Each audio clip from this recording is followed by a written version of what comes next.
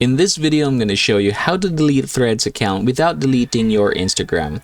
Now, for us to get this done, we're just going to go ahead and proceed by tapping and opening our profile, and we're going to click this two vertical lines here. Next, go ahead and click account. After doing so, there is an option right here to deactivate or delete profile. So I want you to go ahead and click that over there. Now, whether you're going to deactivate or delete your profile, what's going to happen is that this is only going to apply to Threads. Regardless if you have created your own account here on Threads via your Gmail, or if you have created via Instagram.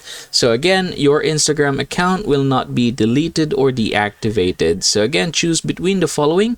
Say for example, delete. I'm gonna go ahead and tap this one right here, and basically I can just go ahead and enter my password here, and I should be able to delete my Threads profile. And yeah, that everybody is how you're going to get this done. Thanks for watching and have a great day.